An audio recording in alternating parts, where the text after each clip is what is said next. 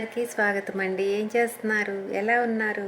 ఈరోజు మన వీడియో ఏంటంటే మన బాల్కనీ తోటలో వంకాయలు కాసాయండి.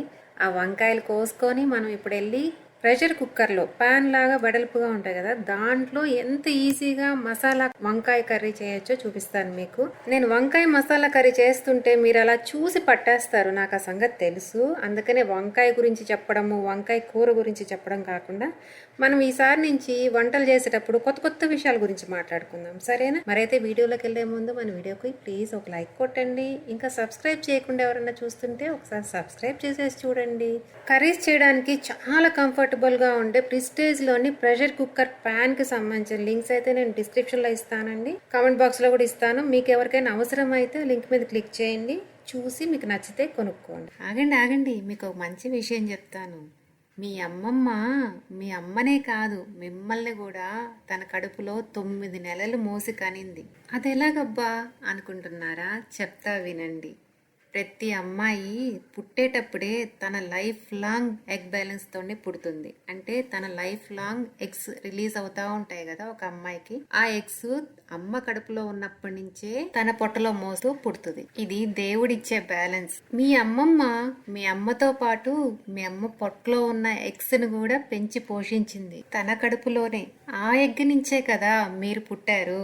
టెక్నికల్ గా మీ అమ్మమ్మ మిమ్మల్ని కూడా మీ అమ్మతో పాటు తన కడుపులో మోసినట్టే కదా. అంటే మీరు కూడా మీ అమ్మతో పాటు మీ అమ్మమ్మకి పుట్టినట్టే. అలాగే మీరు కూడా మీ అమ్మాయిని కడుపులో మోస్తుంటే ఒక్క విషయం గుర్తుపెట్టుకోవాలి. మీరు తీసుకునే పోషకాహారం, మీరు పడే స్ట్రెస్, టెన్షన్, మీ ఎమోషన్స్, మీరు ఎక్స్పోజ్ అయ్యే కెమికల్స్, వీటన్నిటి ప్రభావం మీ అమ్మాయి మీదే కాదండి, మీ అమ్మాయి పొట్టలో గుడ్డు రూపంలో ఉన్న మనవడి మీదనో మనవరాల మీదనో కూడా ఆ ప్రభావం ఉంటుందండి.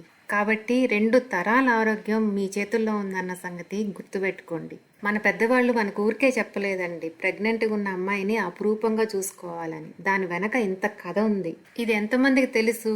తెలిసిన అమ్మాయిని జాగ్రత్తగా చూసుకునే వాళ్ళు ఎంతమంది? భర్త గాని, అత్తగారు గాని, అత్తగారింట్లో వాళ్ళు గాని ఈ విషయం ఖచ్చితంగా గుర్తుపెట్టుకోవాలండి.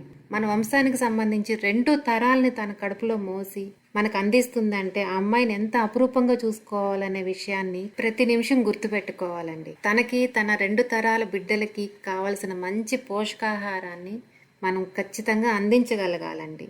అంటే ఇప్పుడున్న ఇళ్లల్లో ఆ హడావిడిలో ఒకళ్ళని గురించి ఒకళ్ళు పట్టించుకునే తీరికలు ఉండవు. ఆ ఇంట్రెస్ట్ కూడా చూపించట్లేదేమో కొన్ని ఇళ్లల్లో అనిపిస్తుంది అనమాట. ఆ ప్రెగ్నెంట్గా ఉన్న అమ్మాయికి తనకు తను చేసుకొని తినాలంటే ఓపిక ఉండాలి కదండి. తినాలన్న ఇంట్రెస్ట్ ఉన్నా గానీ అబ్బా ఏం చేసుకుంటామా అన్న ఫీలింగ్ కూడా ఉంటది. అంటే ఆ 9 నెలలు ఆ అమ్మాయి పడే రకరకాల ప్రాబ్లమ్స్ వల్ల తనకు తను చేసుకొని తినే ఓపిక లేకపోవచ్చు. అందుకే భర్త గాని, అత్తగారు గాని ఎవరి దగ్గర ఉంటే అమ్మాయిని, అమ్మా నాన్న ఎలాగో ఖచ్చితంగా కూతుర్ని అపురూపంగా చూసుకుంటారు, దాంట్లో ఎటువంటి డౌట్ ఉండదు. కానీ అత్తగారింట్లో ఉన్నప్పుడు భర్త గాని, అత్తగారు గాని, ఆడబడుచులు గాని ప్రెగ్నెంట్ ఉన్న తన భార్యని లేకపోతే ప్రెగ్నెంట్ ఉన్న తన కోడల్ని అపురూపంగా గాని చూసుకోగలిగితే, అన్ని రకాలుగా తనని ఆనందంగా ఆరోగ్యంగా గాని ఉంచగలిగితే మీకు పుట్టబోయే 2 తరాలు కూడా ఆనందంగా ఆరోగ్యంగా స్ట్రాంగ్ గా పుడతారు. అందుకే అమ్మమ్మని అమ్మమ్మ అని ఎందుకన్నారో ఇప్పుడు అర్థమైందా? అమ్మ తర్వాత అమ్మ, అమ్మమ్మ. ఆగండి ఆగండి, అలా వినేసి వెళ్ళిపోవాకండి. మన వీడియోకి ఒక లైక్ కొట్టి సబ్స్క్రైబ్ చేయండి.